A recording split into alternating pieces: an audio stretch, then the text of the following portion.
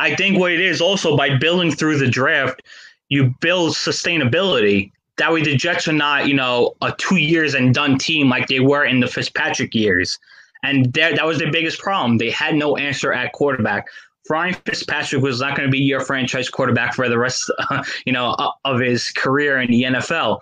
And I think that's what hurt them the most. Yes, any team can go out, sign a couple of guys, compete for a playoff spot, but the goal is to win a Super Bowl. And I don't care what any fan says. Yes, it's nice to have your team make the playoffs, but once you make the playoffs, you want to win a Super Bowl. That's always the main goal.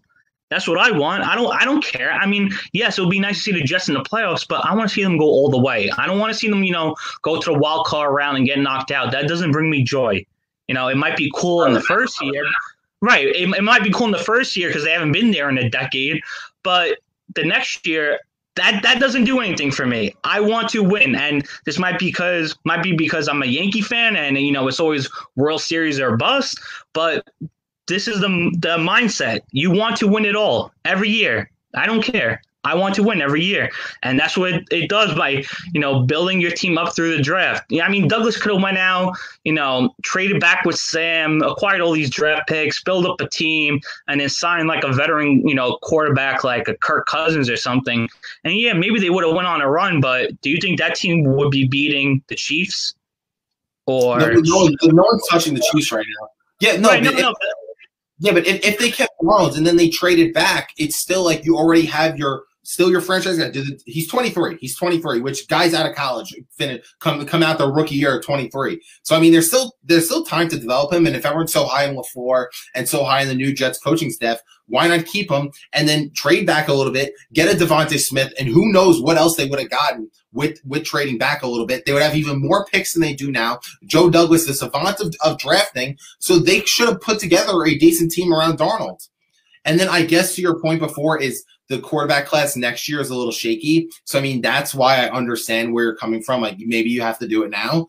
But that's kind of why – that was what I was holding on to in terms of keeping Darnold. Other ways around it, it looked like both parties need to split ways. I mean, I just think the Jets ruined Darnold, even though I think he's a top 15 talent in this league. And he can be developed the right way with the right talent around him. But, I mean, I thought that was just a decent way that the Jets could have went about it is keeping Darnold. He's still 23, trading back, get Devonta Smith, and who knows what else they could have got. Another offensive lineman. You have all these picks. You could have put together a decent team next year, and then that would have been the first year Darnold could have been evaluated. I understand it would have been his first year with the new system again, but I still think going that route, we could have actually judged Darnold because for the first 3 years of his career, no one has a right to judge him. No one has a right to critique him that he's a bust or he sucks, this and that, because any quarterback with the New York Jets would suck. If any quarterback in NFL history, if you set them up to fail, they will fail 100 out of 100 times. Actually, 101 times out of 100 times. Like, I don't think there's a quarterback in this league, including Patrick Mahomes, who could have led this Jets team to an 8-8 record. No way.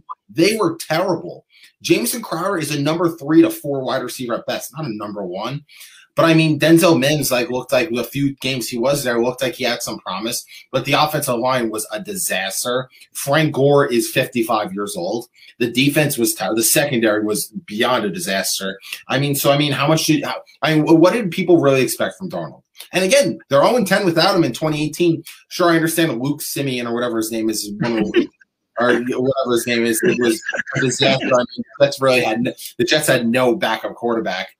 But, I mean – I think in 2018, McCown played a little bit, and they still didn't grab a win then. I mean, how much is there really to blame Darnold in reality? Yeah, I mean, you could make that case and whatnot, but look at the NFL. It's such a quarterback-driven league that a franchise quarterback changes everything for you. Look at what Mahomes has done for the Chiefs. Look at what Lamar Jackson has done for the Ravens. Look at what Justin Herbert's done for the Chargers. Players want to play with a franchise quarterback. Now, think about it.